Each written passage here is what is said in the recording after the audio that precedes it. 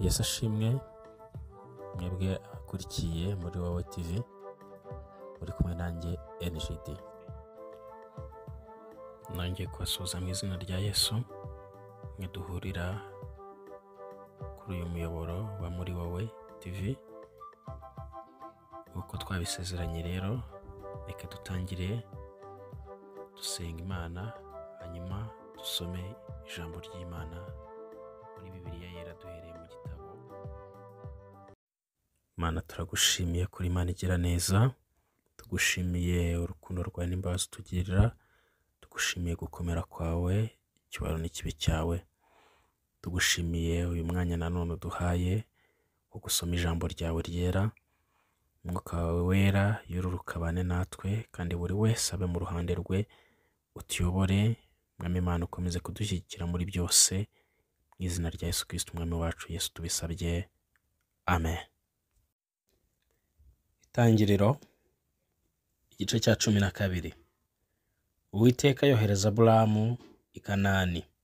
Uwiteka ategeka Aburamu ati, va mu gihugu cyanyu, usige umuryango wanyu n'inzu ya so, ujye mu gihugu nzakwereka.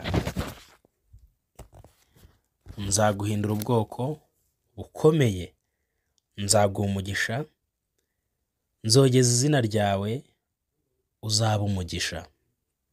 Kandi nzaha umugisha abakwifuriza umugisha, kandi uza kuvuma nzamuvuma. Kandi muri wowe nimo imiryango yose yo mu isi izaherwa umugisha. Aburamu aragenda nk'uko Uwiteka yamutegetse, Loti ajyana nawe. Ubwo yavaga i Harani, Aburamu yari amaze imyaka 75 avutse.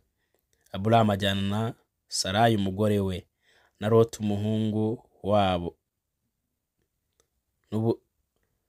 n'ubutunzi bwose bari batunze, n'abantu baronkeye i Harani, bavanwayo no kujya mu gihugu cy'i Kanani. Kanani ubwaho niho basohoye. Aburamu anyura muri icyo gihugu agera ahitwa i Shekemu, ahari igiti cyitwa umweroni cya More. Muri icyo gihe umunyakanani yari muri icyo gihugu. Uwiteka abonekera Aburamu aramubwira ati, urubyaro rwawe nzaruha iki gihugu. Yubakirayo igicaniro Uwiteka wamubonekeye.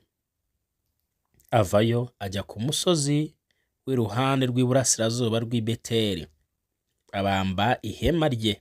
Beteli iri iruhande rw'iburengerazuba, na Ayi iri iruhande rw'iburasirazuba. Yubakirayo Uwiteka igicaniro, yambaza izina ry'Uwiteka.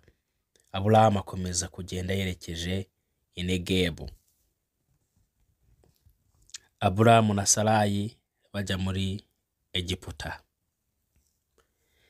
Inzara itera muri icyo gihugu. Aburamu aramanuka ajya muri Egiputa, asuhukirayo, kuko inzara yari nyinshi muri icyo gihugu. Ari bugufi bwo gusohora muri Egiputa, abwira Sarayi umugore we ati, dore nzi yuko uri umugore w'igikundiro. Nuko Abanyegiputa nibakubona bazavuga bati, uyu ni umugore we, maze banyice nawe bagukize. Ndakwinginze uzajye ubabwira uti, ndi mushiki we, kugira ngo ngirirwe neza ku bwawe, ukirisha ubugingo bwanjye. Aburamu ageze muri Egiputa, Abanyegiputa bareba uko umugore we ari mwiza cyane. Abatware ba Farawo baramureba, baramumushimira. Wa mugore ajyanwa kwa Farawo.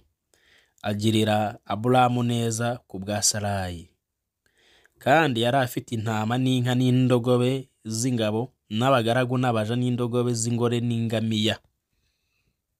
Uwiteka ahanisha Farawo n'inzu ye ibyago bikomeye, amuhora Sarayi umugore wa Aburamu.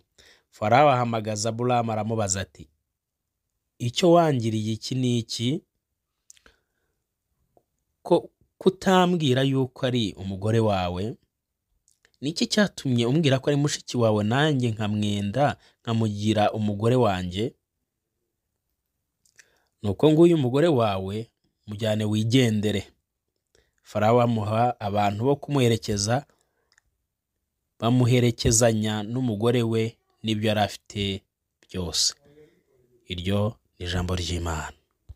Mana Data twese wo mu ijuru, turagushimiye kuri Imana nziza, tugushimiye ineza n'urukundo tugirira, tugushimiye ubuntu bwawe, kandi turagushimiye umwanya wose tumaze dusoma ijambo ryawe ryera.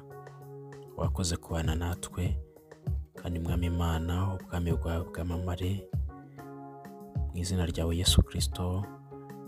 Mana ukomeze kubana na buri wese, kandi umwuka wawe wera akomeze kuba kuri buri wese kugeza igihe tuzongera gusubirira. Mwami ukomeze turindishe amaboko yawe akomeye, tubisabye Imana Data wa twese mu izina rya Yesu Kristo umwami kandi umukiza wacu. Amen.